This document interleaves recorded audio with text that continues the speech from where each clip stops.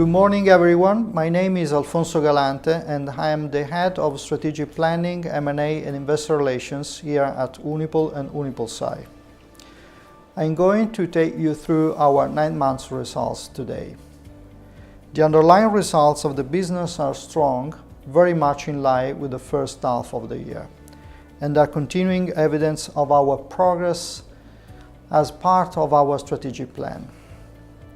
As you know, in June we announced the restructuring plan of the banking business, which has already fully impacted in our first half results, and the streamlining of the insurance business, which will be finalized by the year end.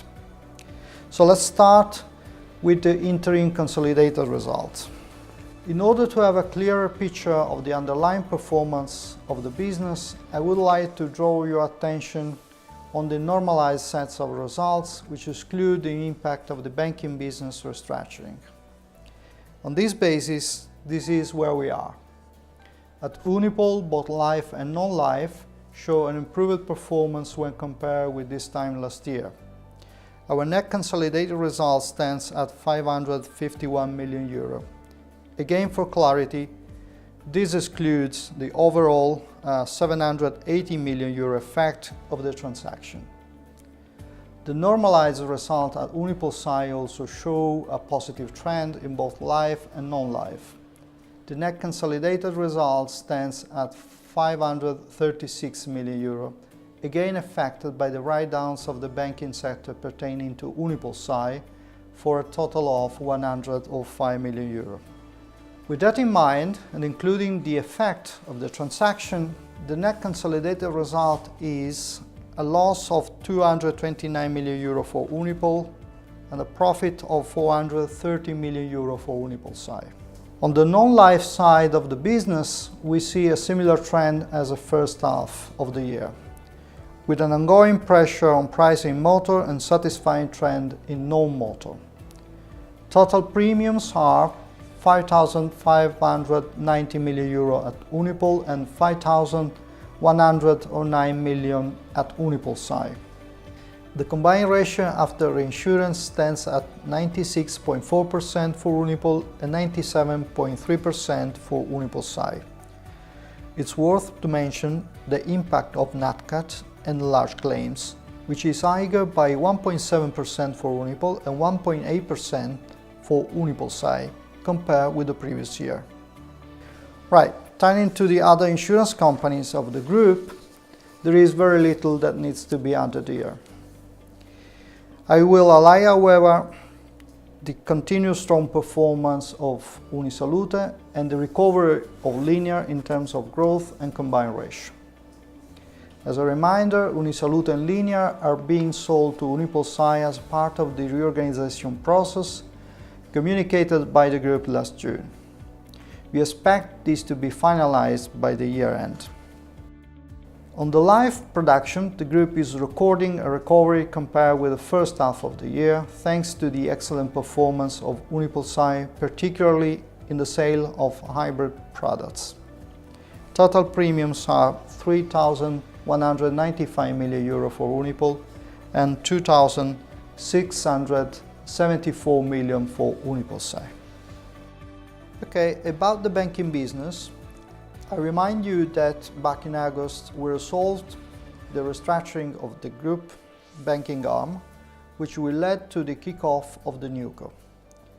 To this end, in the first half we increased the average coverage ratio of the non-performing exposure to 80% for bad loans or sofferenze, 40% for unlikely to pay and 15% for past due.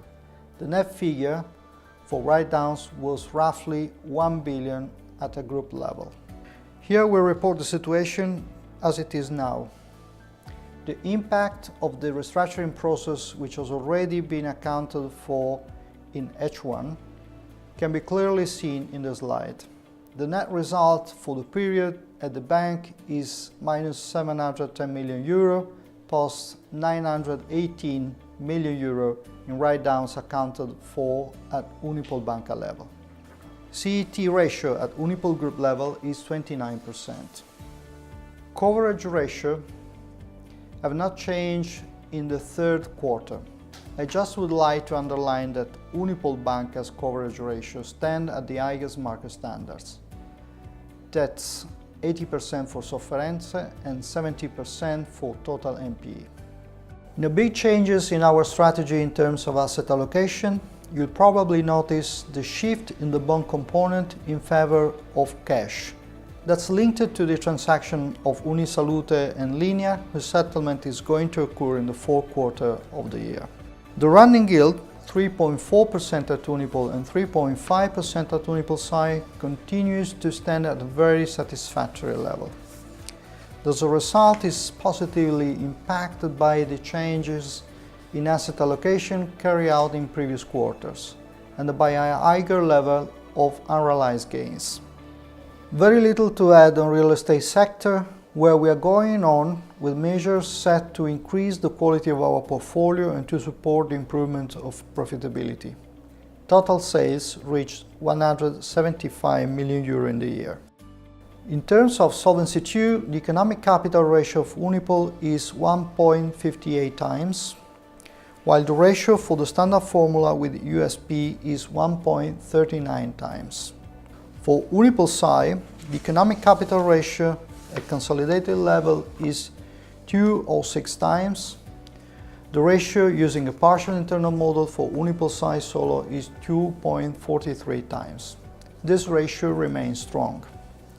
Our business is in good shape, with resilient profitability in both life and P&C. We remain focused on improving our competitive position, finalizing the corporate restructuring, and continuing to reward our shareholders. That brings me to the end of my presentation. Thanks for listening.